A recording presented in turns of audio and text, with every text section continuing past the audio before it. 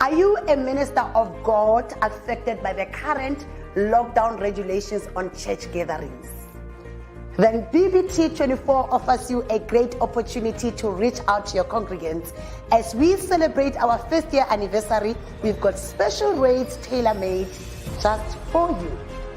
Then why don't you take advantage of our evening prime time slots at a discounted rate for a limited time, of course. I trust and I pray that your association with BBT24 will be of great pleasure as we continue to preach the true gospel of our Lord and Savior Jesus Christ in these last days. I am looking forward to hearing from you soon. Please contact us on the details below. Shalom.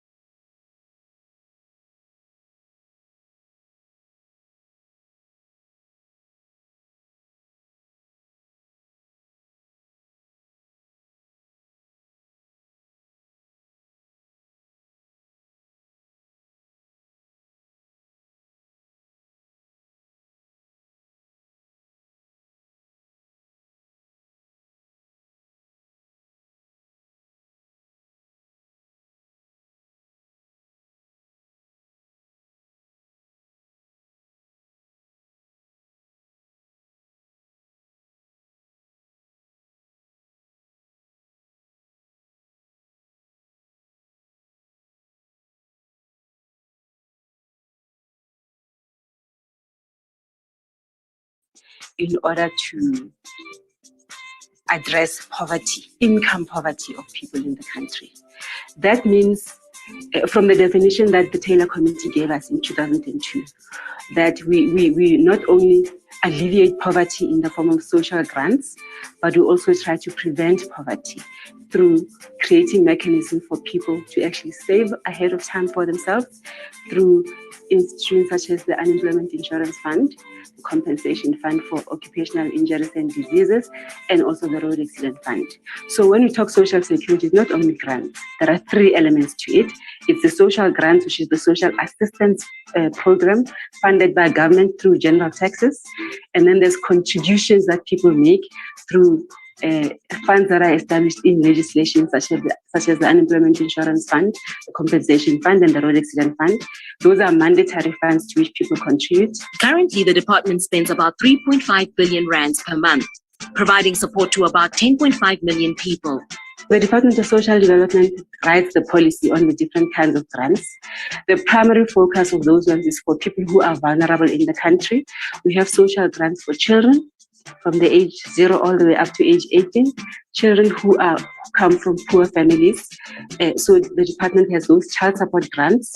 We also have foster child grants for children who have lost a parent, who are living with people who are not their biological parents. So the foster child grant is another kind of grant that we give. The other grant is the disability grant for persons with disability. We provide disability grants for children and also for adults.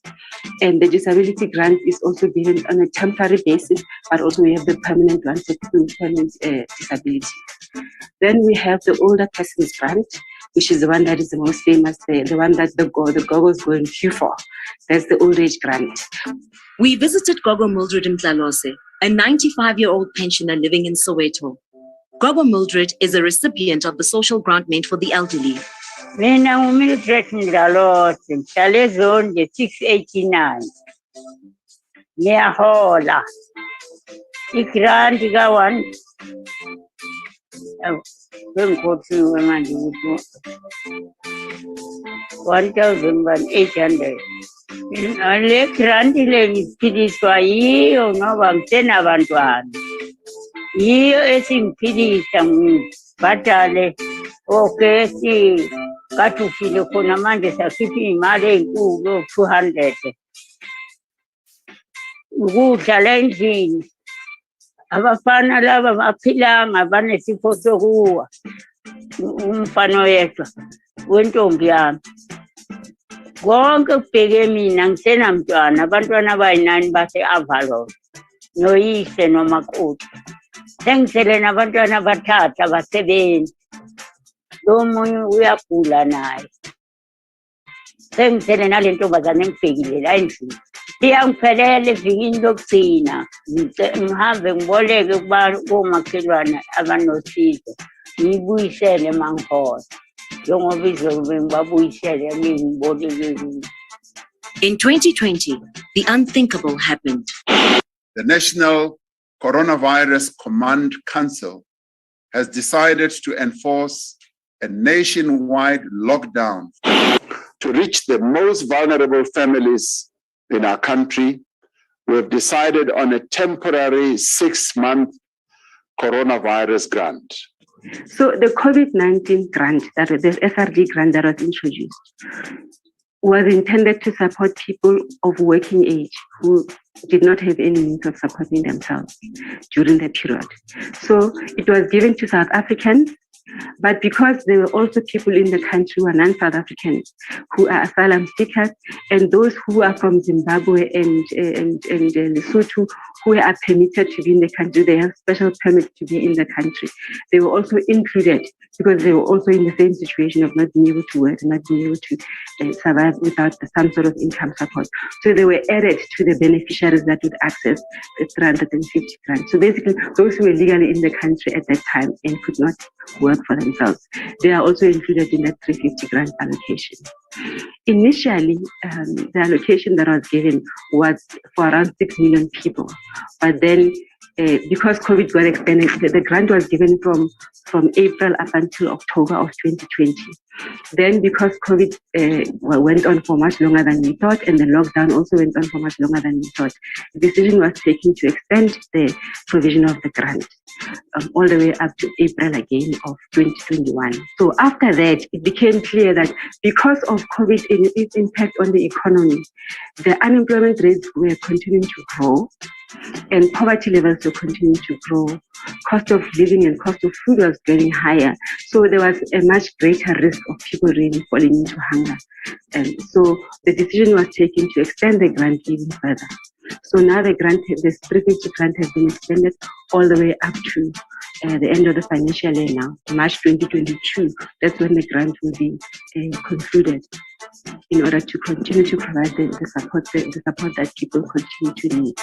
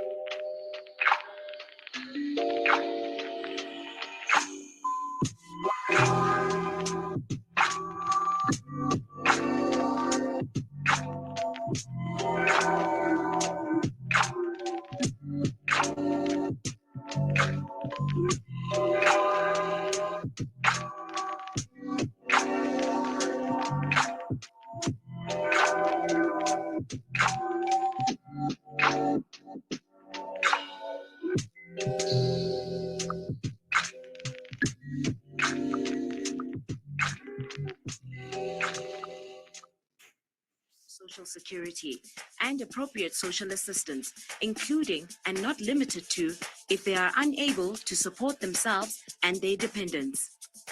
Social assistance is funded by government revenue. This is what is referred to as social grants to vulnerable children, the elderly, and those with disabilities, administered and distributed by the Department of Social Development through its agency, South African Social Security Agency, SASSA. When we talk about social security, we mean basically all the interventions that government has in place in order to address poverty, income poverty of people in the country.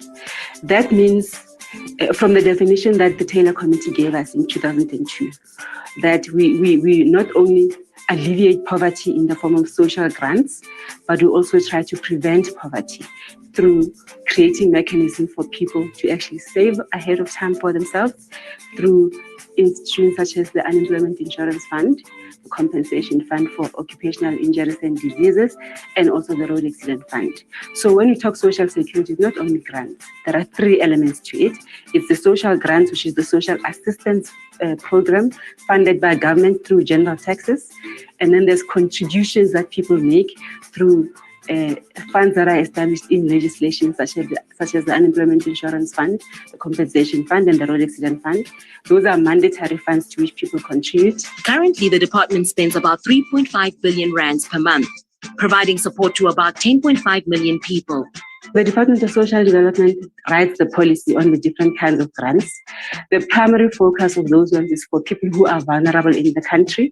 We have social grants for children from the age 0 all the way up to age 18, children who come from poor families.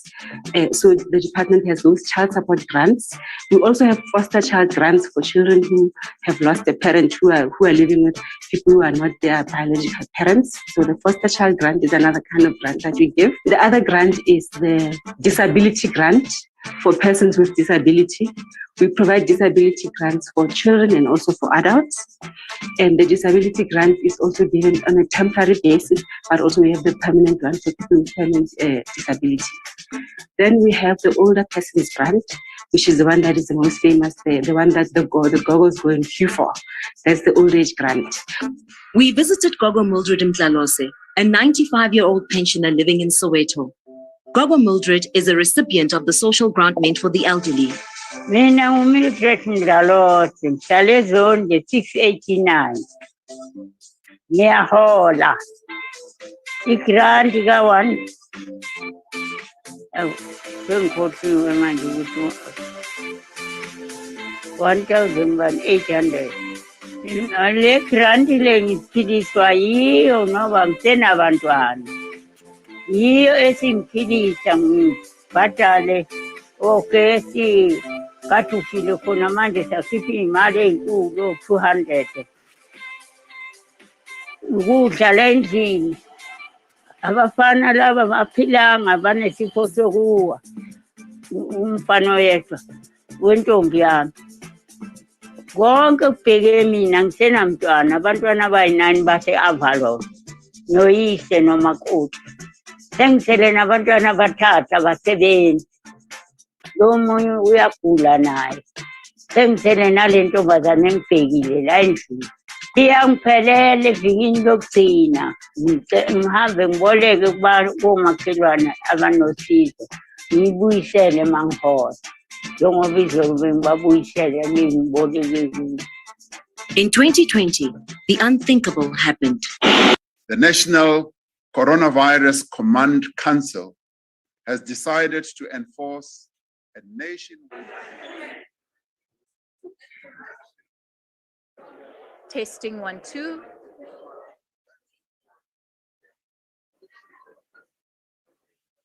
Testing 1 2. Testing 1 2.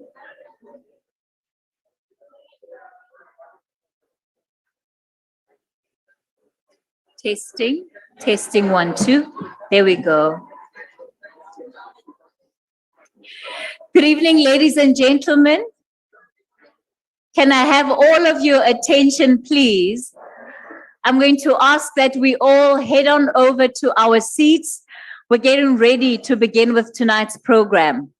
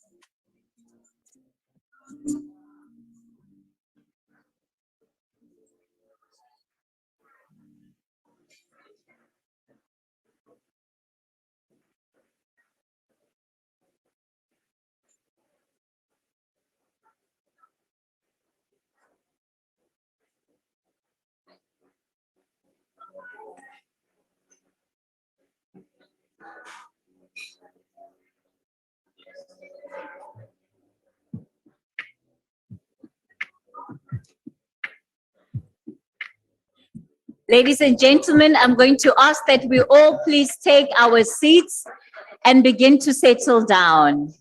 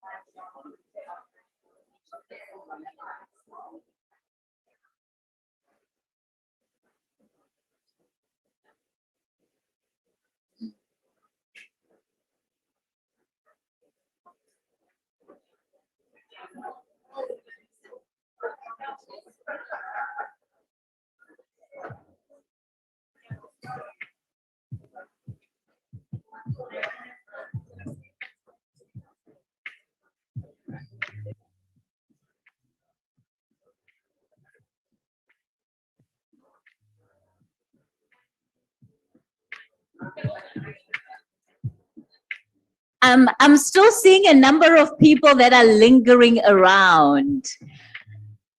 I need clear hall, clear corridor spaces, please.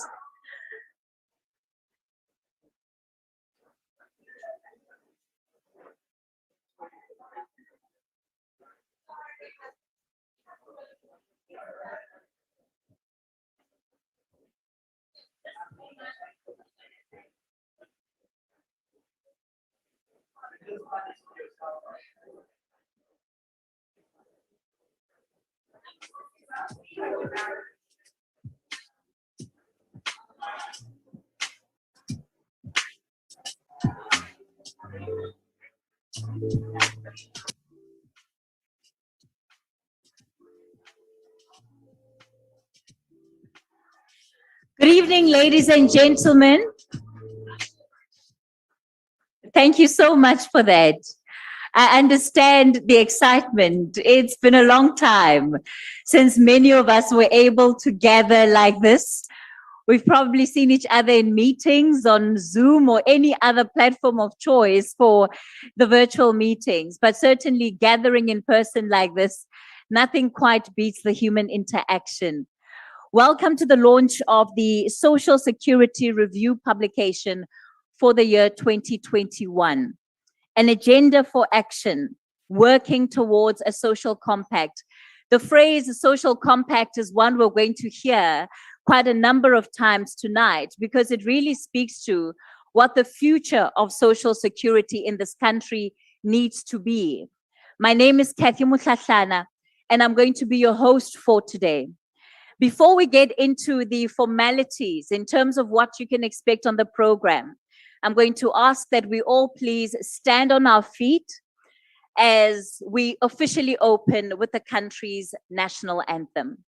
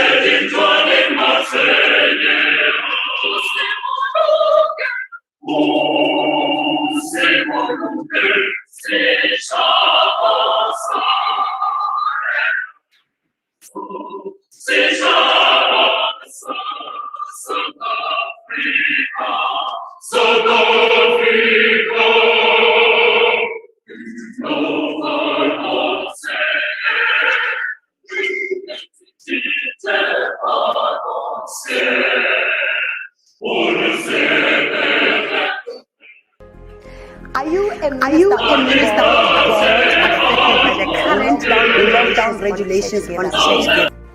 Then BBT24 offers you a great opportunity to reach out to your congregants. As we celebrate our 5th year anniversary, we've got special rates tailor-made just for you. Then why don't you take advantage of our evening prime time slots at a discounted rate for a limited time, of course.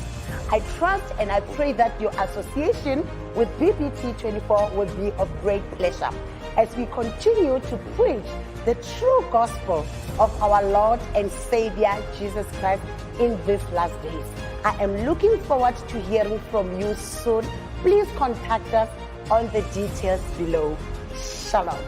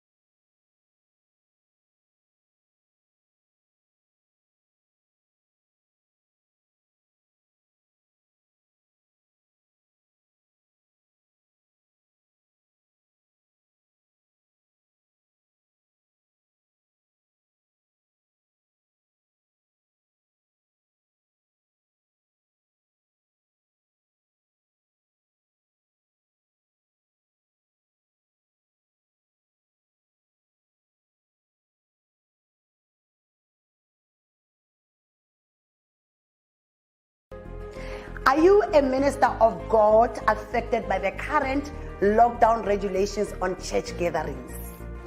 Then BBT24 offers you a great opportunity to reach out to your congregants. As we celebrate our first year anniversary, we've got special rates tailor-made just for you. Then why don't you take advantage of our evening prime time slots at a discounted rate for a limited time, of course.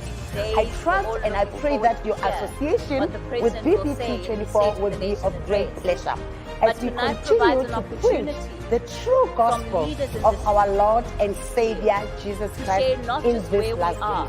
I am looking forward to hearing from you soon. Please contact us on the details below. What Shalom. is the future? What does it need to look like in order to truly build the country that we can all be proud of? A country that responds to the incredible inequality that we face on a day-to-day basis. And that's really the reality of the situation.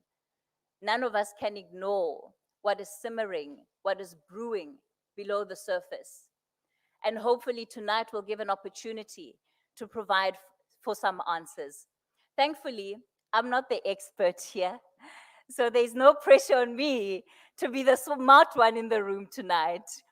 I'm just going to try to maybe ask the best questions that I can. It'll be up to the authors of the review for this year to tell us exactly what it is that they have found. I know I didn't begin by acknowledging anyone, and I'm doing it deliberately because I don't want to cross protocol. So I'm going to cover myself and say, all protocol observed. I'll say all protocol observed, and on that note, invite onto the platform Mr. Linton Nkunu, who is the Acting Director General of Social Development, who'll do a much better job at welcoming you all tonight. Linton.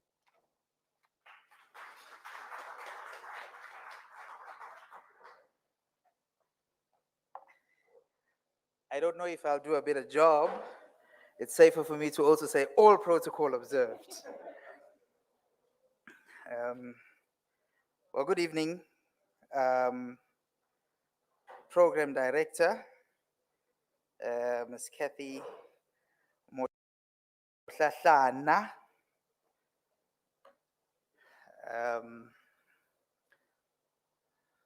Trying to find my glasses.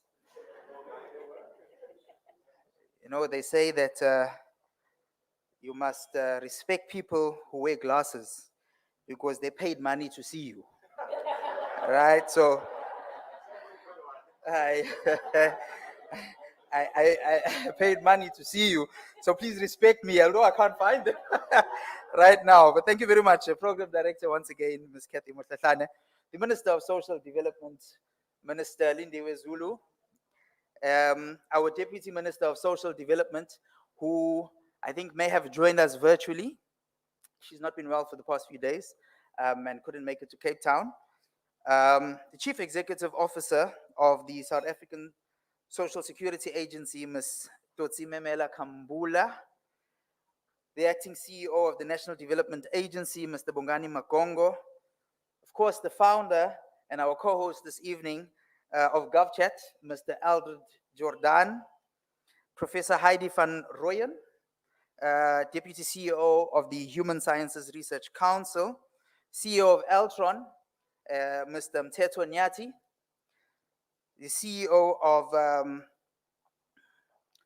or rather the Executive Chairman of De Beers, Mr. Bharat Peterson, the senior management and staff of the Department of Social Development, including our entities, we call ourselves a portfolio, representatives of our international, multilateral, and local partners, all authors who contributed to this publication that we are launching this evening, our esteemed guests present here physically, as well as those who have joined us virtually. I think you would agree, as Kathy has indicated, that it feels good to be in the presence of people again. Yeah? And maybe at this point in time, you may turn to the person next to you and say, I'm glad you're sitting next to me. and I'm not seeing you on the screen. Yeah. And you can just tell them one more thing. You can just tell them one more thing. You can say, I get to tell you in person.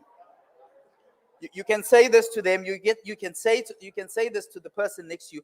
I get to tell you in person that you are looking dazzling tonight.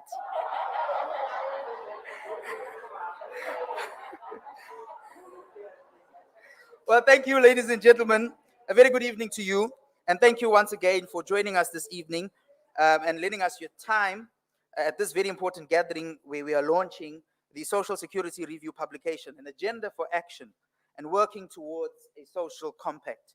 This program is organized by the Department of Social Development in partnership with GovChat and builds on our previous 3 dialogues, and this is our 4th dialogue that we are having, our hashtag Let's Talk dialogue. We've had the past 3 in the past 3 years, besides last year, in this very venue, and with our partners in the private sector, academia, labor, civil society, and an extension of government departments who always form part of these important engagements. The theme for tonight's event clearly captures both the historic, the present, and the future trajectory of our social security program. We will take stock of the genesis, the evolution, and the consolidation of our current social security policies and program, and consistently look for opportunities to align with the current future and realities. As we build up towards the 2022 State of the Nation address, and this is a build-up engagement, I must just say it again, this is a build-up engagement. So if you don't get to be in the sauna, you are close by. I hope that this conversation will galvanize and refine our determination to contribute aptly to shaping the social impact, to improve the quality of life of all South Africans. At the end of the day, everything that we do should be about the state of the people. We have various stakeholders from civil society, from labor, from government, from academia, and the business sector to engage on socio-economic issues as a foundation for a social compact that encompasses innovation and partnerships. The department commissioned the Social Security Review publication with 10 peer-reviewed chapters authored by independent experts, and they are here tonight. Some of them are joining us virtually to contribute to knowledge generation and provide thought leadership in social security policy and legislation and the legislation environment by institutionalizing it as a reference resource. The diversity of the authors aims to encourage policy debates whilst also making contributions to the body of knowledge. Tonight, the review will unpack and look forward to some high-level insights by the authors who are present with us, and they will elaborate on some of the findings and the recommendations from their research. The launch of the review is quite timely, as we have witnessed the unprecedented socio-economic challenges aggravated by the COVID-19 pandemic, which has negatively affected our economy. Several social and economic policy debates continue to emerge since government has rolled out the socio-economic packages to protect the poor and vulnerable and stimulate job creation through the Economic Reconstruction and Recovery Plan, or better known as the ERRP. Since most of the interventions have been short-term, this publication contributes to the national debates as government seeks to develop and implement various long-term interventions. Notwithstanding the vast empirical evidence that shows the positive impact of social security interventions, several misconceptions persist and tend to minimize the gains witnessed in South Africa since the democratic dispensation. We'll also have the privilege of listening to some of the most influential captains of industry, and I can tell you that when I look around, there are people here who are managing billions of rands of budgets. And if you're sitting next to them, you are very lucky because you can throw your business card and have an engagement and negotiate with them. I happen to sit next to a gentleman who wrote a very interesting book called Betting on a Darkie. And I'm going to make sure that I learn and glean from the lessons that he teaches in that book. And by the way, Minister, I was saying to him earlier that we had an exco retreat with the leadership of the organization in Limpopo a few days ago, and I decided to buy us a number of leadership books because I think it's important that the leadership of the organization are reading leadership. And anytime you stop reading, you will have a serious challenge. So knowing very well that my minister would say, but Linton, all these authors here are all American authors. Why are there no South African authors? I made a point, Minister, that one of the books we get is actually by our very own Mr. Nyati, Mr. Nyati, Mr. Mteto Nyati, who happens to be here.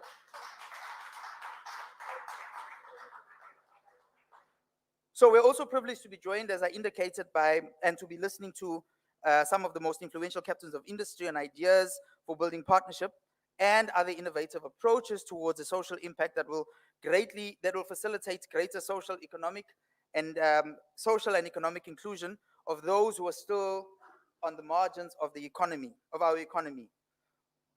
This will be followed by the hashtag Let's Talk conversation, where we will invite all of you to dialogue on the dynamic relationship between social and economic policy. And I know that the following are very controversial issues, but I think these are important issues that we need to gauge on. So we'll ask questions like, are grants developmental or do they cause dependency? We'll engage on topics of whether grants are actually an investment that we make in people's lives. We'll engage on whether we are actually creating enough jobs in our country to respond to jobless growth. We'll also engage on whether we can actually afford to expand social protection or whether we can afford not to do it, and what is the cost of inaction when we talk about these aspects. So maybe it's time that we actually settle these debates and reach consensus. So I'm looking forward to a very interesting dialogue and engagement and conversations this evening. This is an important session in which we will engage on the outputs of the individual chapters and infuse this with some considerations of how the business sector and other stakeholders can contribute to deepening the impact of government interventions in social and economic policy and forging a social compact to reduce poverty and inequality and ultimately to address the challenges of unemployment that we face in our country. Should I say the deepening challenges of unemployment. As I conclude, let me extend a special thanks to our Honorable Minister, Minister Lindiwe Zulu, for providing leadership and guidance to have this program for the past 4 years. I wish to also acknowledge and thank the leaders in the business environment, civil society partners, academic community, our colleagues from Labour, authors and editors of this review for agreeing to join us this evening and lead this dialogue. I look forward to a fruitful engagement, sustained conversations, and impactful outcomes for the benefit of the people of our country. And as I said before, ultimately, everything that we do, whether in business, whether in civil society, whether in government, whether in labor, should be about improving the state of the people. I thank you and welcome.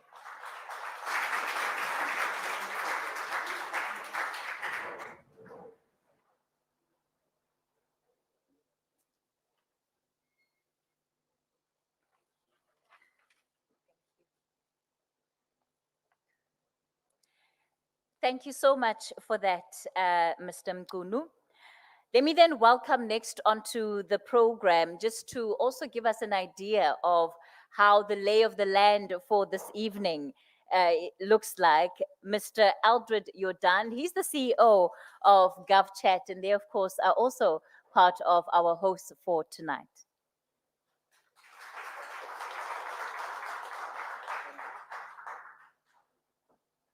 Kathy, thank you so much for that introduction.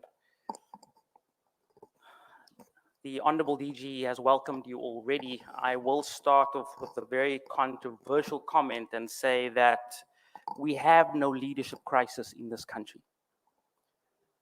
Those of you that are here this evening are amazing leaders.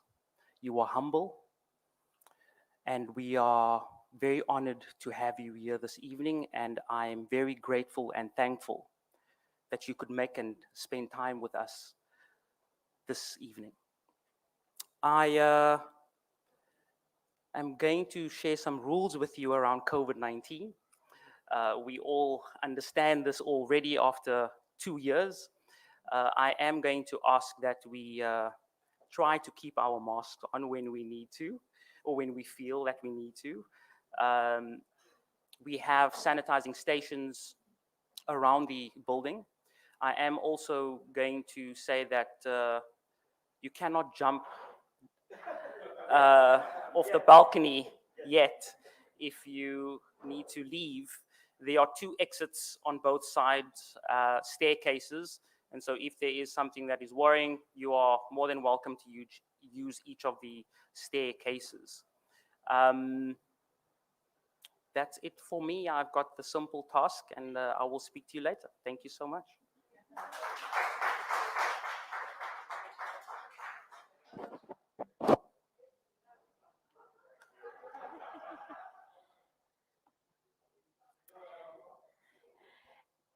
Thanks for keeping it short and sweet, Mr. Jordan.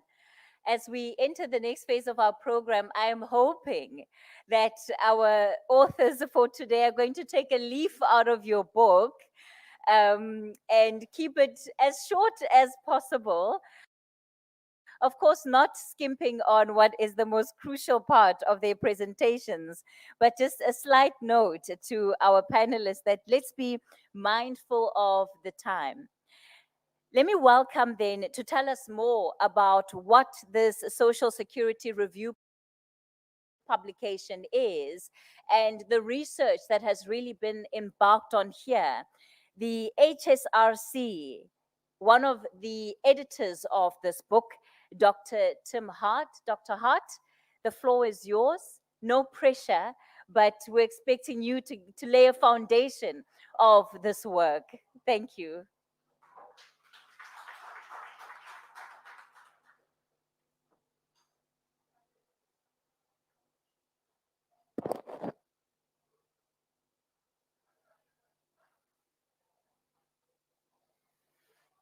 Right. Good evening, everybody. As you can hear, I've been duly instructed to keep it short, so I shall keep it short.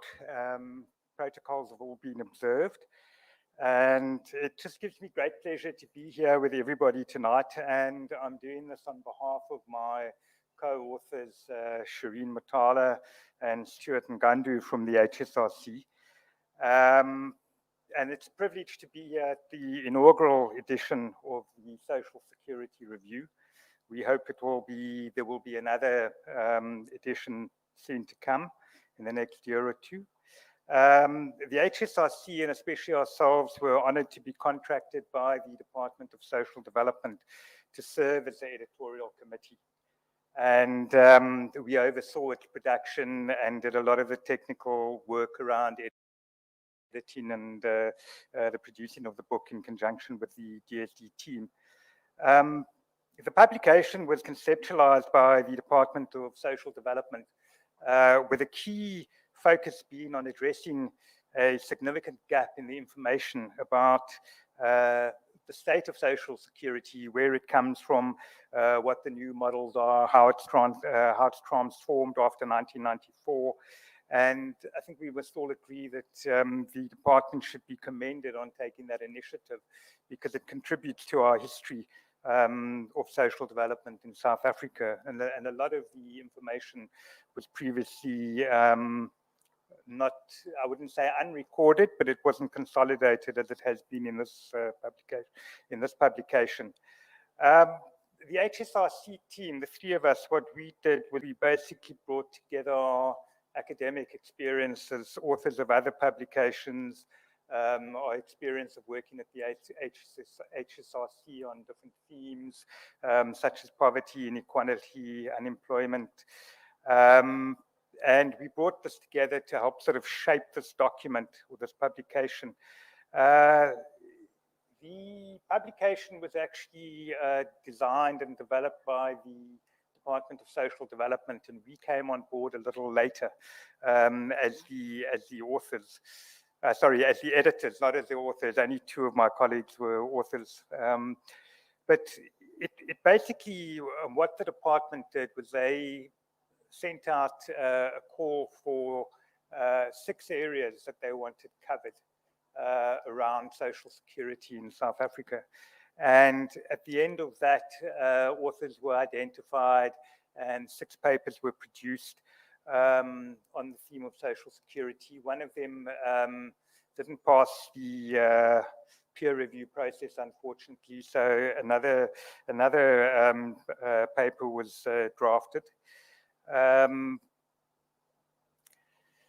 The peer review process rather was rather rigorous, and that's why I think that's one of the reasons the publication took a long time to be published. It was also another reason why some papers were had to be redone, and one of them was actually omitted in the final decision making. We had to standardize the language. We had to make sure that these things actually fitted together in the way that the Department of Social Development wanted them to capture the history and the progress of social security in South Africa. The final version, if my timeline is right, went to the publishers around about late 2019, early 2020. And then COVID came along, and that, well, it disrupted everything. It disrupted the release of this particular publication. We'll be handing over the publication to Minister Zulu, the CEO of the Deputy CEO of Research of the HSRC, Professor Heidi van Rooyen will be doing that soon. I think what is important about the book is that there is a link between the different chapters that have been used to compile this. So you basically, what you see basically three themes that emerge. And chapters 2 to 4 cover the historical perspective of the development of social security in South Africa.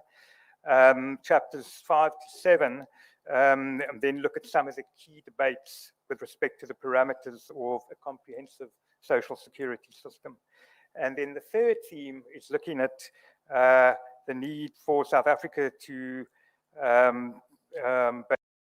basically look at ways of funding this.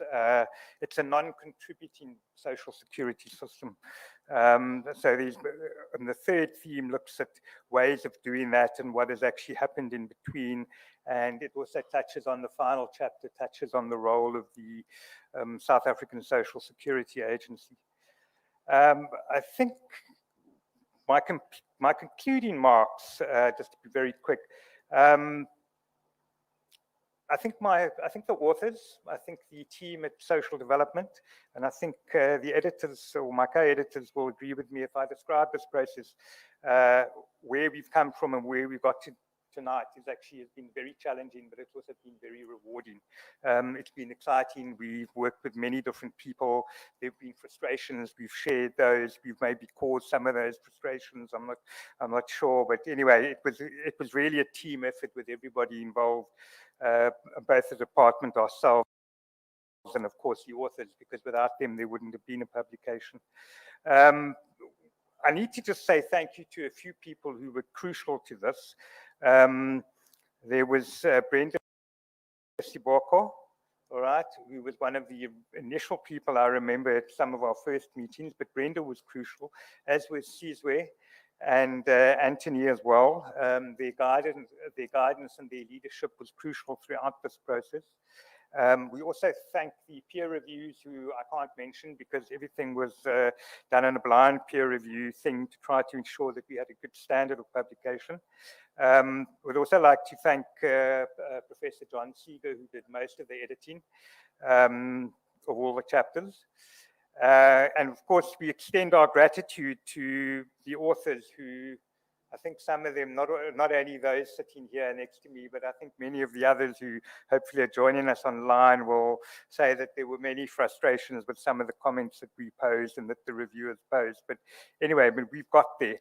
And I think we must take pride in saying that we've actually got there. A last thing is social security is a highly contested space.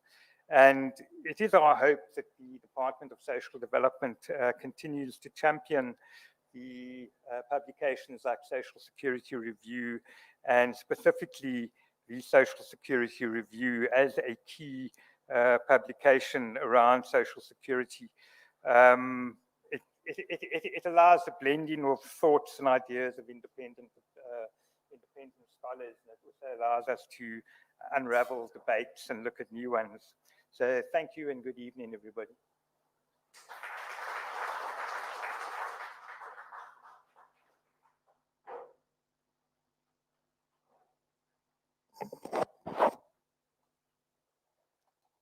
Thank you so much for that, Dr. Tim Hart.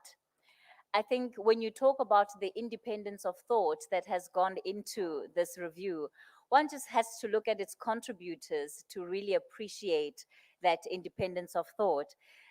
Because these are some of these individuals, are some that are also known to be heavily critical of some of the social security systems at times. And I think tonight will be no different. And it certainly is great to see the department embracing that thought and taking in that, positive criticism that helps to get things to the next level. On that note, I'm going to ask our authors that are here with us tonight to please join me in the front. I'm going to ask Mr. Selwyn Jahoma. You can take a seat right up next to me. I'm going to ask that Miss Isabel Fry, you can be right next to Mr. Jahoma, Professor Alex van der Heever, and Dr. Gemma Wright.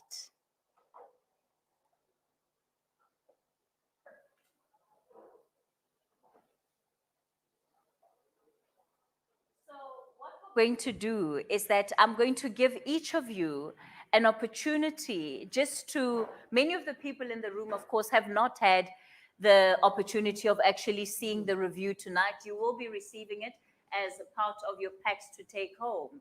But I want each of you to give our guests a sense of what it is that your own contribution has been to this review.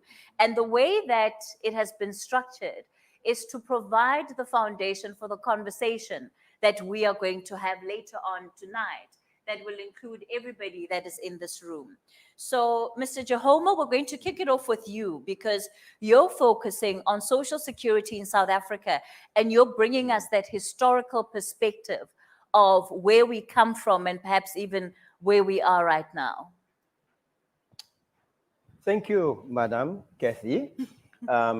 All protocols observed. But I must start and acknowledge the Minister.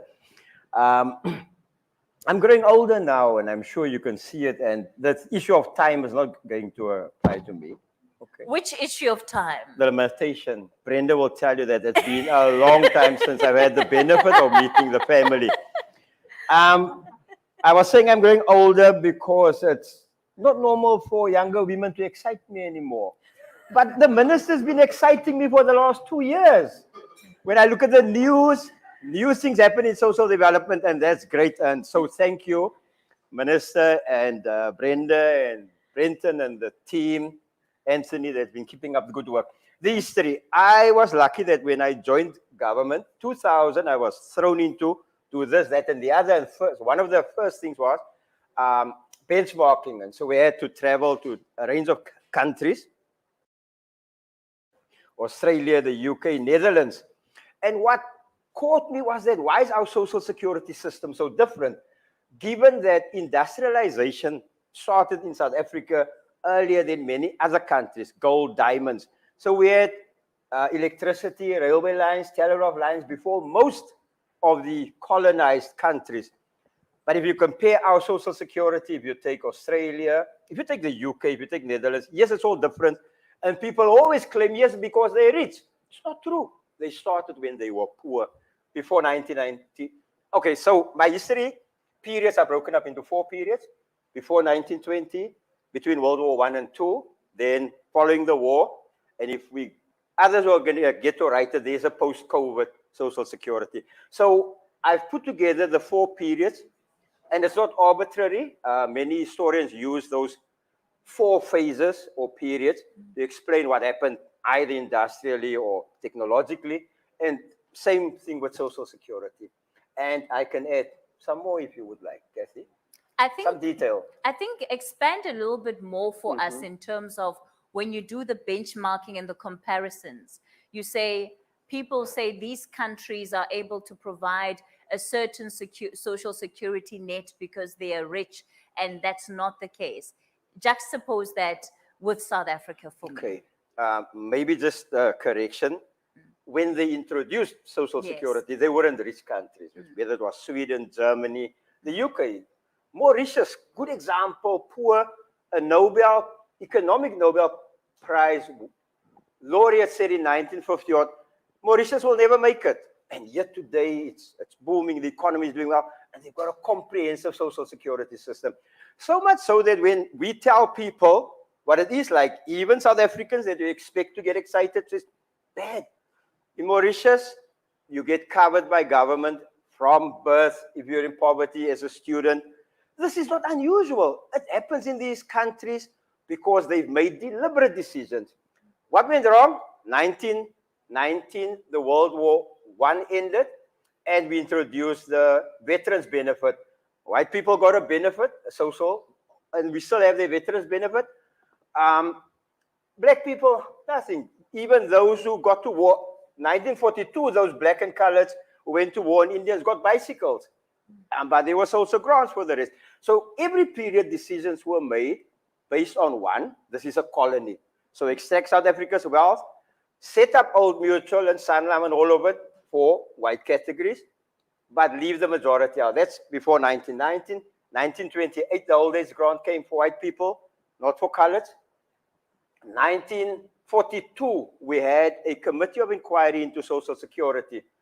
General Smuts, then global leader, said to Maynard Keynes, this whole idea of a welfare state, helping the poor is striving for utopia. They introduced it. Where are they today in 1942? In our parliament, they said, okay, the idea is too grand. Let's give white people benefits and give black people a little less, far less because they need less. A racial decision. So that's before World War 1945. Post that, of course, there's been slow and incremental changes to be more inclusive. Post 94 was, of course, transformative. So drawing from the study, it's essentially colonial mindset informed it, then a racial mindset, but also liberal economics, which was what General Smuts was coming from Cambridge University. I hope no one's from there. Thank you. Anything? I think just before I move on to Isabel, the other thing that will be important for you to give us a context of is, if that was the kind of thinking that informed social security pre-1994, how has that changed? Ooh. And where are we now? Very good question. I think it's why I found it quite perplexing that in a democratic society, we had these debates about it. We've had people, 2003, young girls are getting pregnant because of social grants. No truth in it. We ran all the data and the numbers.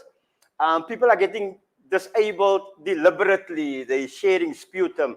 I believe there was some truth to the story, but these are the stories that went through. We went around to medical doctors. We researched it, weren't. Then it's, oh, people are going to get lazy if we get them grants.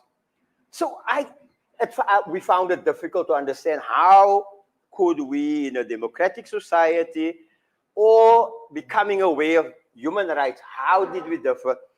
But I suppose what I learned, because it's also a personal journey, is that I should have learned that we're not all the same. And I think Lynette Mark played a role in telling me one day when I complained about a minister, and I said, how could you think like this? He said, Salvin, it's a contested idea, it's contested terrain. And it's actually good that we don't always agree. So yes, it's been trying, and which is why some of us have been quite more forceful and fighting more often, and others more composed. But we're getting there, and that's exciting. We're getting there. Yeah. Okay. Let me move on then to you, Isabel.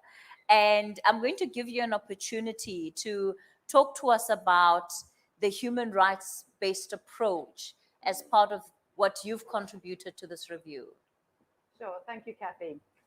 Thanks for the invitation, not only to contribute the chapter, but to be I'm going here. to ask you if you can please take your mask Am I allowed off. to? Yes, please. It's a very good mask. I got it from the Council of Churches yesterday. It's especially blessed.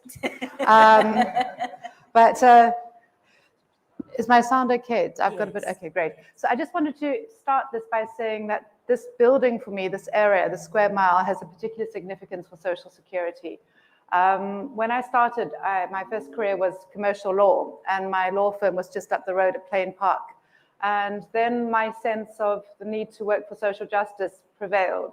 And I moved down to the Black Sash, which was just down there. It's now moved to Mowbray. So my awakening and conscientization, and some might say radicalization around social security happened all within the spit of Parliament. So it's great to be back here. And that really takes me to the chapter and why it was an important one for me to write. I've been involved with the debates around social security from that time, 2002. And in fact, so when I remember having a fight with you in the Black Sash office on basic income grant. And you said it was far too fiscally irresponsible. I just had to put that on record. But I think Selwyn's historical framing was really important, because it's quite bizarre to realize that South Africa was a welfare state, a very good welfare state for whites. And that's something which didn't morph for a very long time. In fact, until 2004, the Social Security Act was based on the 1992 Act. So the Social Assistance Act of 1992 was, of course, done before the Constitution, and before we recognized the need to include the majority of people in South Africa. So it was framed on the basis that Social Security was for children, poor old age people, and a very small minority of workers would be unemployed, and they would have access to the social insurance, the unemployment insurance fund, because white males were guaranteed employment. It was a closed system. There was no need for support for working age people, because working age people would never not have income. And so we then transpose that into South Africa, where we have suddenly people whose citizenship was removed and sent to Bantustan suddenly become citizens. We have a massive number of people who are unemployed and who need assistance. And what do we do? I mean, Francie Lund, who headed the Lund report, was given an awful task. She was told, we have X amount in the pot for looking after white and colored children under the state maintenance grant. Now we have another millions, I think 7 million more children, but you don't have a greater pot, so just divvy it up differently. And some of those really awful decisions. And I was having a conversation with a former leader of the Council of Churches yesterday on the basic income grant. And I said to him, but when you were minister in the presidency, you opposed this. And he said, because when we were fighting for liberation, we didn't want our children to be dependent on grants. We wanted them to be lawyers. We wanted them to be accountants. And I've made that personal transition, realizing that our economy is not going to provide that. And I think that for me was really important, because if you look at our early social security provisions and social assistance provisions, those complied to an extent with the ILO Minimum Standards Convention. So you had to have something that provided assistance for children, for old age pensioners, for people living with disabilities. And to an extent, we tick those boxes, although South Africa's never adopted the ILO ratification. But the world has also changed since 1952, when that was when the Social Security ILO Convention was adopted. So globally, we're facing situations of high unemployment where people are not guaranteed a job for life. And the reason why I thought that we needed to embrace very clearly a human rights-based approach was because we need to recognize that our world is changing, and how do our systems and institutions change. And so in the chapter that I drafted, I kind of compare the formalized approach of coverage, and then look at our obligations under the Constitution. I mean, we've got the most progressive constitution in the world. Section 27(1)(c) gives to everybody the right of access to social security and social assistance. We've ratified the UN International Covenant on Economic, Social, and Cultural Rights. We've got a world of authority which supports the fact that at the heart of any kind of economic stabilization and growth is the need for social security. What we're grappling with is how to do that, and how to overcome, for many of us, there are ideological obstacles to embracing comprehensive social security, to seeing the fact that from the cradle to the grave, we need to, as a nation, allow the state to provide. We also, I don't think we've integrated much more traditional sense of families and other sources of security into something which is perceived sometimes as an inherited social democratic framework from northern countries. And I think that the human rights-based framework enables us to see what we need to be providing and to have the confidence to do that. So the recommendations that come up start with, and Kathy, this will not surprise you, a universal basic income grant to support people from the cradle to the grave, but also which enables us as an economy to be growing. One of the shortcomings that I found, and this is, it's a difficult one for the department to embrace. I know, so when we tried this a long time ago, was to involve people affected by the lack of income security in the shape and design of the program. And I know for government, a lot of it is you have parameters you've got to work within, you've got timeframes, and you come up with the best that you can do.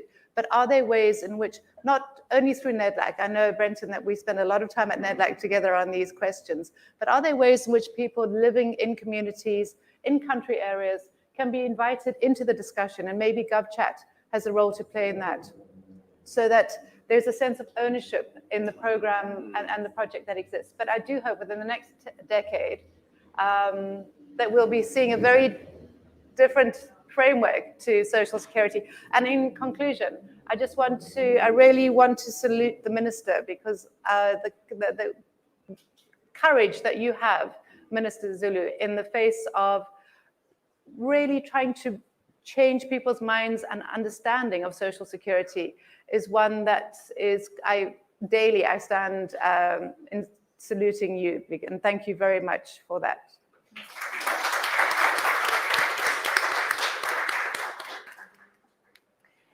Thank you so much, Isabel. You need to tell us how the story ended between you and Mr. Jehoma. It's ongoing. After he sent you packing. Or shall we say the rest is history? The rest is history. He gave me a box of chocolates. Oh, okay, for your efforts.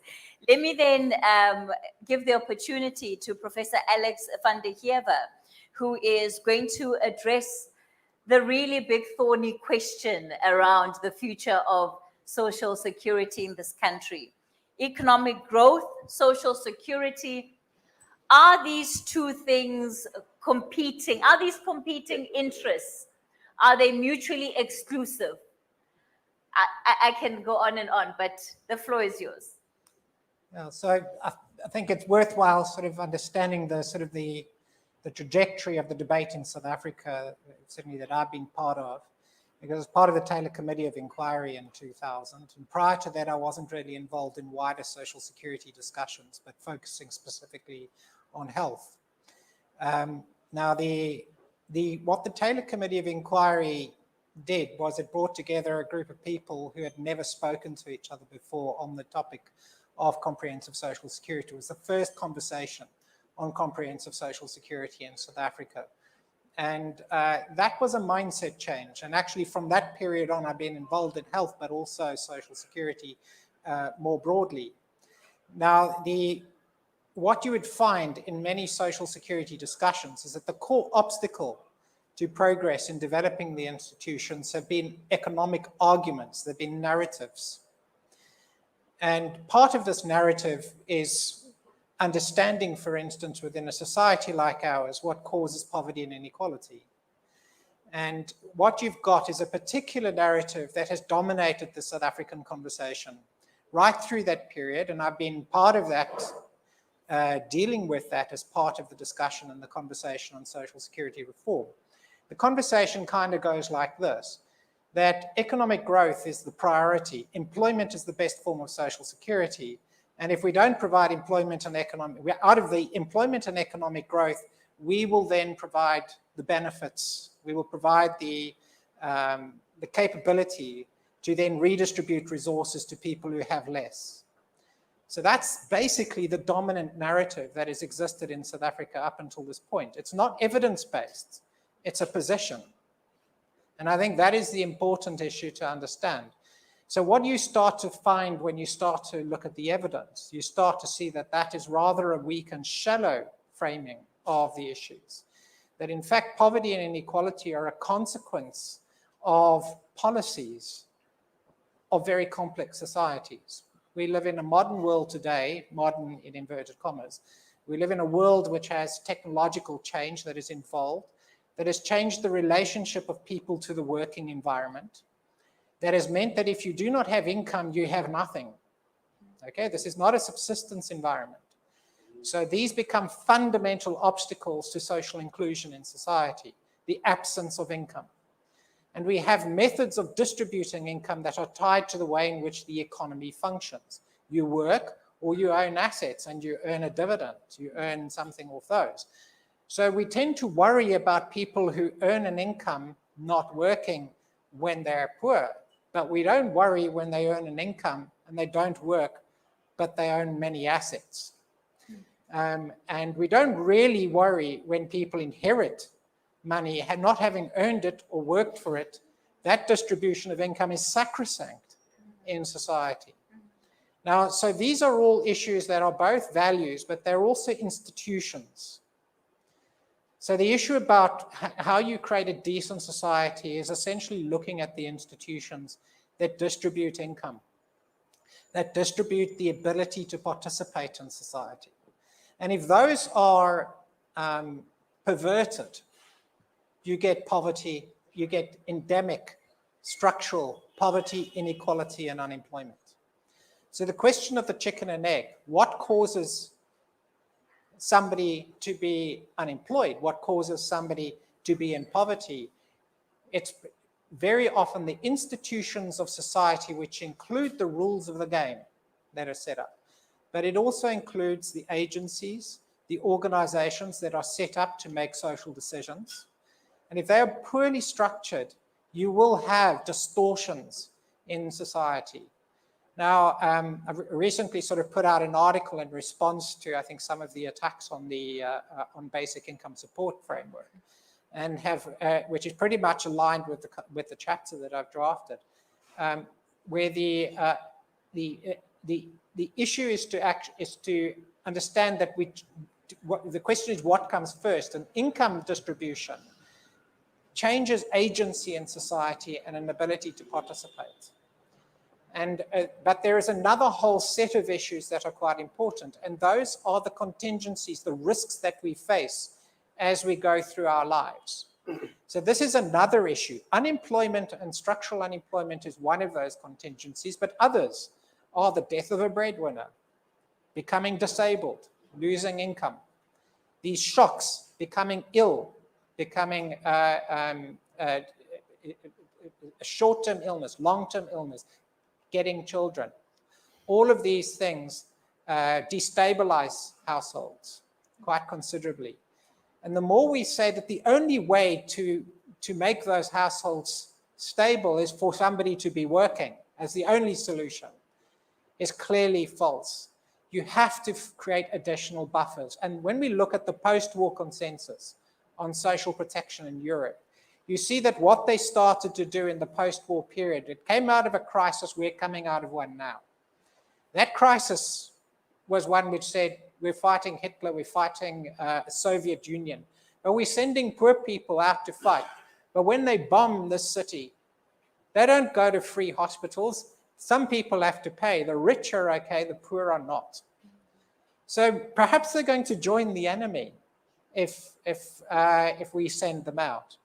And this is basically what you end up with, is you end up with a society where a large part of it doesn't see themselves as part of that society. They don't see the benefits. And the idea of governance in society and democracies is that, in fact, you create a connection between society and the institutions that are built for society. And if they are disconnected, then you're going to have a perversion of that society. You're going to unhinge your whole social contract and the way in which societies function. So South Africa is a picture postcard of an extreme dystopic vision of a society for which, if you had to listen to the Republicans in the United States, they would look at the social institutions we have in South Africa and say, that's what we want. Well, we have it, and this is the end point of that. So if we want to change this, the issue is understanding what social security institutions do at the end of the day. They stabilize society. They provide a buffer. They don't generate dependence. And the idea that dependence, you can go back 300-400 years in thinking on this, and they will be the same as what many of the comments are today, that there are deserving poor and undeserving poor. And the deserving poor, we give some money to. The undeserving poor, like the working age population, mustn't receive social security. So that is firstly a mindset that needs to be understood. And but the issue is that if we have high levels of poverty and inequality, it is a consequence of our policies. It's a consequence of government, because governments really are the only structures that have the ability and the power in society and the authority to modify institutions of this scale that can result in structural redistribution of resources. And this isn't redistribution negative, it's risk pooling. And it is making sure that you have insurance. It's making sure that you have nobody who's living in income poverty. And so this final point that I'll make is that the institutions of social security are critical. They are what is missing in South Africa. Our social security system has evolved out of a white environment where people were guaranteed employment, and therefore conventional employee benefits were social security. You had employment, you've got a medical scheme, you've got a private contributory pension fund. Pooling wasn't necessary within that context, but if we want to have a society of 60 million people, you've got to have institutions that organize the pooling arrangements between public and private. And that was the discussion, and you'll see it in the paper, it's the discussion in the green paper. It's the discussion about revisioning those connections in society, and that's a big discussion, and it's really important. And those institutions are the investment for 100 years in a country like South Africa, and we've barely begun. Thank you so much for that, Professor Alex van der Merwe. I think a lot more to unpack out of what you have said later on when we open the conversation up. Let me invite up next Dr. Gemma Wright. She's joining us virtually. And of course, she's also going to be sharing her bit in terms of the contributions that she has made to this review. Oh, good evening, everybody. And I'm really sorry that I'm not there with you in person in Cape Town this evening. I was asked to say just a few short words about my chapter, which in comparison to the excellent words we've heard from Selwyn, Isabel and Alex just now will sound very niche, but it's part of the of the Social Security Review that we had an opportunity to write about something called SA-Mod, a tax and benefit micro-simulation model. So I was, unlike the others, it seems, allowed to have 4 slides. So just briefly to let you know, this is a chapter written by my colleague Michelle and Pico and myself at the time, about the model, which is now 16 years old and still growing. Selwyn will remember it when it was a baby. It has been developed since 2006 and is now updated and maintained by ourselves at Southern African Social Policy Research Insights. It's a team that involved Michael Noble, Helen Barnes, myself, and many others who've contributed along the way in its development. So basically, the model itself applies the tax and benefit rules to a nationally representative survey, and we've used a number over the years, most recently the Living Conditions Survey and each of the waves of the National Income Dynamics Study. It's essentially a fancy calculator that simulates the existing legislation to determine what benefits people are eligible for and their tax liability in terms of personal income tax and value-added tax. This enables one to examine the impact of the current arrangements on income poverty and inequality. And it's very powerful because it also enables the user to simulate hypothetical reforms.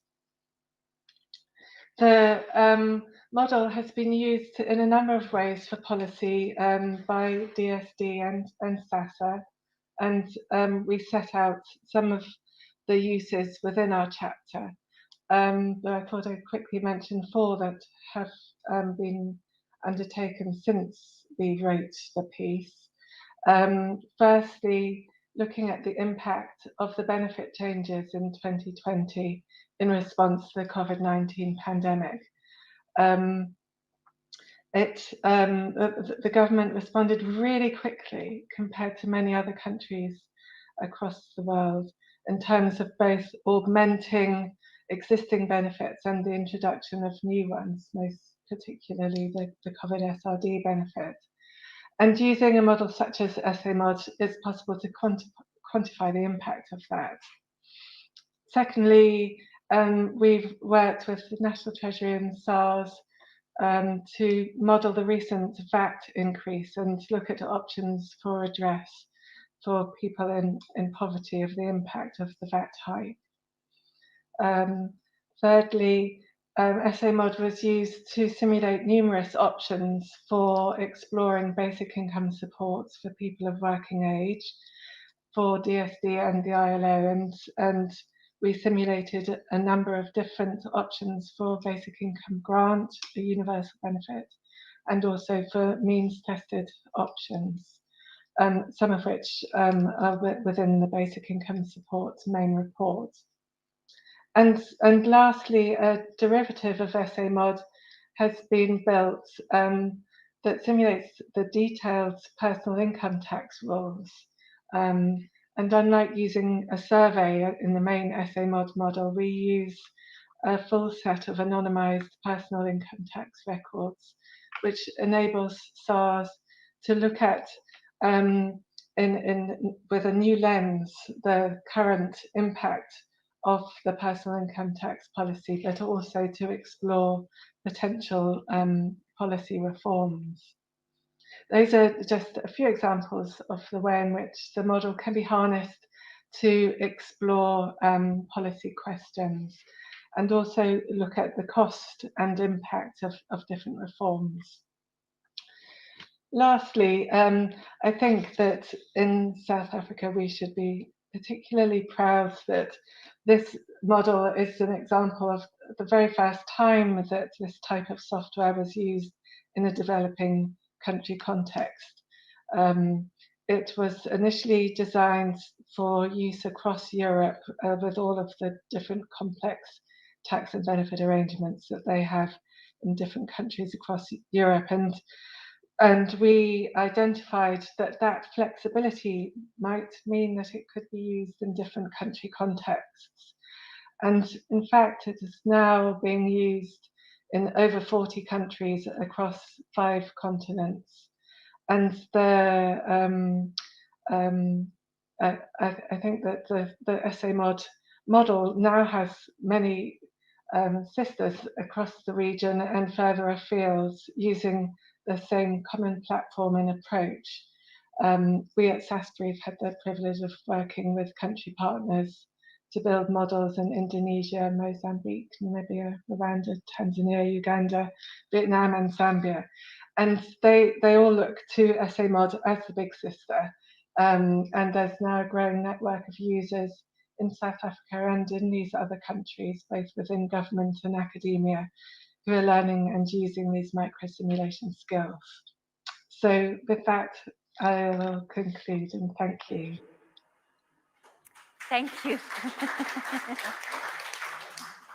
Thank you so much, Dr. Wright, for your contributions here tonight. So what I'm going to do is, before we move on to the second part of what today's conversations will be about, I want to give an opportunity for us just to explore some of the things that you have brought up in these presentations. Professor van der Heever talks about the need for us to build institutions of social security across the board, and says that that is fundamentally what is going to change the approach that we have as a country and the amount of protection that we can offer for the broad spectrum of our citizens that need it. What are those institutions? What would they look like? How would they need to function? What would their work need to do? I think it runs across government as a start, because government as a structured unit in various parts make decisions and recommendations. And I think key to, and a part of these institutional transformations have been set in motion. One, if you look at 2000, we didn't have a dedicated policy unit.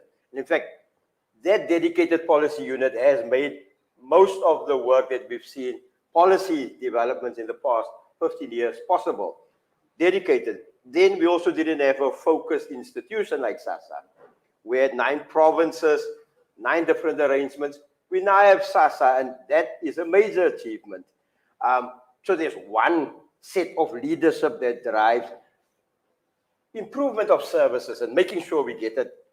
Previously, we know in 2002, the courts and others said, if you lived in the Eastern Cape as a child, Mount Frey, you died because you couldn't get an ID document. So a part of that structures have really changed. Policy, focus, delivery. But then I think Professor Alex can talk to other parts. We are often told that, people need to go and work, but we are hardly ever asked to the Department of Labor and or business enterprises. You need to create jobs. The Department of Finance or Treasury needs to or distribute, since they get revenue and they do expenditure, they need to make decisions that enable institutionally things can be strengthened. It's about maybe the last part is, the last part really is better knowledge. And I think there's our whole idea of GovChat and getting people to talk, because we find many of the negative views about Social Security actually also in poorer communities. You will find the one mother with a child say, no, that girl spends her child's money on her perm or phone or whatever, but not me. You don't find women guilty of it, but generally it's a perception. We've been conditioned, we've been told welfare is bad, and yet when welfare meant the welfare of people. So institutionally, a mindset to get people to understand what this is all about. My final point, Baron du Plessis had said that if there wasn't a welfare state for white people in South Africa, he never would have been a Minister of Finance. His father was white, unemployed, unskilled, and he got a job to open a railway gate all day, sitting in between, but he had an income. That was welfare. So, yeah, thank you. Okay. Thank you. I think similarly, just to say, I'm daughter of a priest, and priests don't earn much money, so I'm a beneficiary of the white welfare state as well. Hospitals, education, that was my luck to be white, and I think that was part of my reason why striving for social justice is something which I feel so strongly about. But just on the institutions, Selwyn, do you remember when I gave you a free legal opinion on the centralization of... Free? Free? When I was working at Black Sash, you see. Okay, yeah. thank you. So many of us tread a long journey together, but definitely that was really important, the SASSA, the sort of reach of SASSA. Yeah. But in terms of institutions, I'm going to go slightly larger and to say that from our perspective and the research that we've done at SPI, my research organization rather than the NIA, we need to really interrogate the macroeconomic framework of this country. And it's something that as community constituency in NEDLAC, we have pushed and pushed National Treasury to engage with us on. And they say it's a black box that can't be interrogated. So one of the institutional issues that we need to look at is how the macroeconomic framework of our country determines the choices and what is available, what can be done. Linked to that, I do think, it's interesting that there are people from this sort of technology area here, because that's something that I feel very strongly about. We've seen how SASSA have used mobile phones to include people into an environment where they were previously just not counted. I think how we use build a social registry of people and link that to technology and mobile phones is important, but it also takes us to the banks. We need to look at the banks and why in South Africa, many of the levels of fees that are paid are much higher than any other country. Yeah. Why are the banks not being drawn in in order to give for cost, if not free, distribution of grants so that people can be banked, they can be seen, they can be recognized, and we transform people who are living on the margins into mainstream. Linked to that, I do think that we have a case to be made for free Wi-Fi. Because if people are included and have access to the world at their fingertips, in that way, we can ensure that the innovation that we see, I mean, we see single kids who are able to do miraculous things. If every kid in this country had that equal opportunity, can you imagine what we would be looking at? So I've talked about the single social registry. I think the question of linking, and this is what Selwyn was saying, the Department of Employment and Labour to Social Security is essential. If, as a recipient of a universal basic income grant, which is going to come, your details are located, you're able to be linked to training schemes. You wanting to run a spaza shop, now this means that you can get a mentor who's able to assist you because we know who you are, where you are. Again, just in conclusion, because I know that Alex probably has got something to say on this as well. That point that I was saying about the human rights-based approach, where you ask people what they need, where they are. It was the cars last time, now it's the jets. I could say sabotage. But we need to see how government can reach people. So instead of the best experts coming together and saying this is what's required, I would suggest that that conversation is inverted and we're able to have conversations with people and say, what do you need, where and when? Thank you. Thank you. So when I talk about institutions, they're laws, they're agencies, organizations that need to have a higher degree of integration to solve particular problems in society. So if we had to look at social support arrangements, income support arrangements, Isabel had mentioned the connection to labor. This is a very fundamental linkage made in the best social security systems of the world. And how that occurs is that essentially you have income support of various forms, social insurance, unemployment protection, which is either social assistance or social insurance, but it's tied to labor activation programs. And the labor activation programs involve reskilling people, job placement, reducing the costs of work, of job search, which is a big cost for low-income people who've lost their incomes. So you're lowering that cost. But when you design that structure, what you're doing is you're also building it in and connecting it to your strategic industrial policy. So industrial policy is where you've worked out where your emergent industries are going to come from, and you're starting to connect people who essentially want to be reconnected from where they were to somewhere new in the economy. So it is very much a supply side arrangement and structure, but you cannot do that without the social protection side. But you also can't do it without the information and the systems. So at the moment, what we have are labor offices that operate pretty much within a silo. They're not connected to social security in any fundamental way. So the relationship that people also have with the social security system is also very complex. The issue of the people without ID books. So that becomes a huge obstacle. So how people have resolved that is your front end of your social protection systems very often involve one-stop arrangements. So you have a facilitated mechanism to all of social security. I go to one social security office. It connects me to all parts of the social protection system, including job placement, including SARS, including social insurance of various forms. They don't have to worry about whether they're going to the road accident fund or the unemployment insurance fund. They go to a one-stop shop arrangement. So that solves a lot of problems in accessing complex systems. And when you redesign your institutions, it's about bringing them closer to people, making it easier for them to access. You wholesale arrangements back into the social security system. So this is basically the one part of the institutional arrangement. The other parts of the overriding design is you don't only look at income transfers. You have to look at social insurance as well as private contributory insurance as part of an overriding system. Many of these are co-contributory systems. They're top-ups on your fundamental programs. But they need to harmonize. That's the legal framework, the institutional frameworks, your redistribution systems. In many cases, you leave people in their private arrangements, but you make sure that they are not withdrawn from their pooling arrangements. They're still protected in terms of basic benefits. They're still protected in terms of underlying risk pooling mechanisms. So you are not abandoned to the risk of your private pension fund, which might go bankrupt on you or have your funds stolen, or your employer who might get overturned. You basically pool that risk. You stay with your private fund, but you are still part of a social pooling mechanism. That's an institutional design.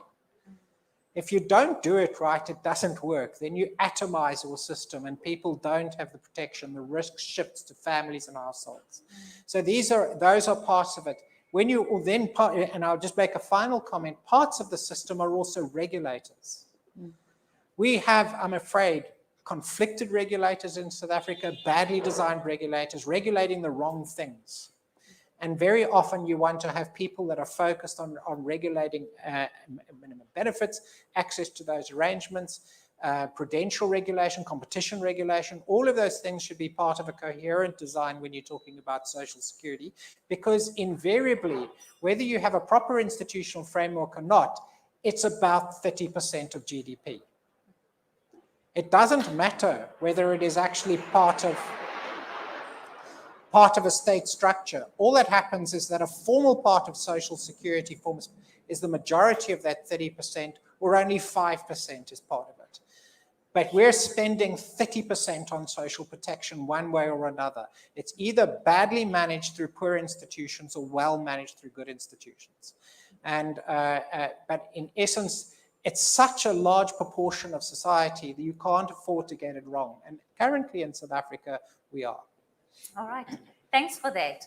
I think we've got about 4 minutes left. And the reason I'm telling you that is so that for my next question, you can keep the answer as short as possible.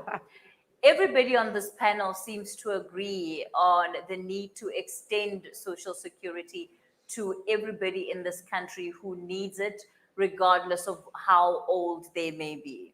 Is that the case? Yeah. Yes, that is the case. Is that the case, Isabel? Yeah, but that's just the small bit of the case. Yes, okay, no, but it's a fundamental. We don't disagree. Yes, you don't disagree. So, is the basic income grant the answer? Yes or no? And then very brief reason why. Okay, if we mean basic income grant in the way it was initially conceived, right? Giving it to the rich and then deducting it, we think we may want to end up there, but not now. The idea of a basic income support that is more targeted is doable, feasible, possible in the right now. But the initial conception of a basic work, it's really about the design, and we're splitting hairs really. Yeah. If we're looking at transforming our structure, we need to be much more radical. We can't do this by softly. So the research that Duma Krubule did for us last year shows that if you introduce basic income grant over 3 years, first going towards a food poverty line, then the lower bound poverty line, and then in the third year, the upper bound poverty line, across the board, you shock the economy into this with the stimulus that's required to get people working. We have a 5% GDP growth compared to the 1.3% that National Treasury is projecting. You then bring a secondary stimulus in year 4, and we've shown that this is doable, it's affordable. It's not going to cripple the middle classes because we're not just looking at taxation. We're looking at dormant funds that exist in the PIC, in the GEPF. If we don't do this in a way that includes the kinds of structural shifts that we need, then giving people small little bits is not going to shift that. It's not going to change that. It will be a constant drip. We need to have a transformation, and we've got all the research. I think this is probably the best research question that's existed in social policy anywhere. But I think this is probably where my organization might differ with the other people on the panel, because my concern is if we do too little, too slowly, we're not going to see the returns. Prof. Lindiwe? Yeah, so first of all, I think income transfers, basic income support, are critical to eliminating income poverty on a permanent basis. And that has to be an objective of redistributive schemes. But they are not all of social protection, social security. And I think that's important to understand. Without proper institutions supporting social insurance, which we don't have in South Africa, we don't have them. We don't have proper regulatory frameworks for what happens with private pensions, contributory pensions. We have basically a mishmash. We have the pre-1994 institutional framework, and we don't really have a coherent vision of our social protection system in South Africa. But it has to have both. That's risk pooling and income transfers. The two together create a decent society. You don't have just the one or the other. Otherwise, you will have people constantly dropping out of employment, families just experiencing crises and dropping into crisis. But in terms of the income support, certainly in my view, the target has to be the permanent elimination of income poverty. Let me thank you all for your contributions to this conversation tonight. It's been really insightful hearing your views. And of course, later on, when we have the Let's Chat segment, you as our guests will have the opportunity to reflect on part of what they have said. And we're really going to open the session up. So I'm happy to see some of you who are taking notes. I'm going to release the three of you and allow you to go back to your seats. I see the starters have also just walked in. So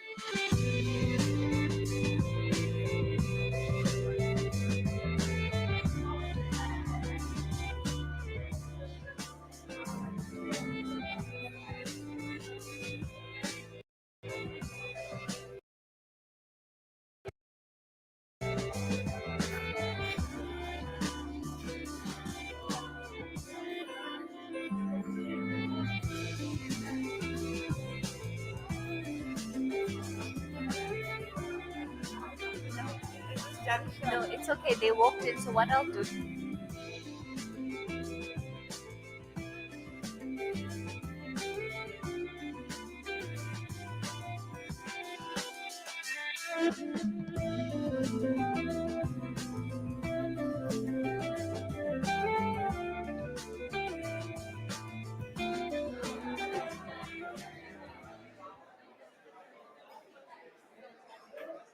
So I'm going to testing 1, 2. Testing 1, 2.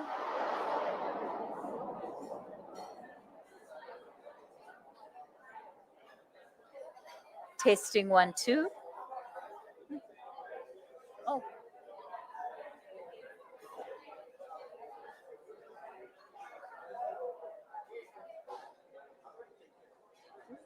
And then there's contributions that people make through funds that are established in legislation, such as the Unemployment Insurance Fund, the Compensation Fund, and the Road Accident Fund. Those are mandatory funds to which people contribute. Currently, the department spends about 3.5 billion rands per month, providing support to about 10.5 million people. The Department of Social Development writes the policy on the different kinds of grants. The primary focus of those ones is for people who are vulnerable in the country. We have social grants for children from the age 0 all the way up to age 18, children who come from poor families, So the department has those child support grants. We also have foster child grants What for does it children take who for a business have lost to be their parents, who recognized are by the living public with and people who to are reach not the their target group? biological parents. Others So the want to foster get child their grant is stories another kind of across grant that we Africa give. The to an other grant international is audience. disability We all grant aspire to for be persons heard. with disability. Well, We provide BBT24 disability is the grants for voice you children need. and also for We adults. offer And advertisement the disability services grant is that also brings given your on a message temporary to basis, people's homes. but also we have the permanent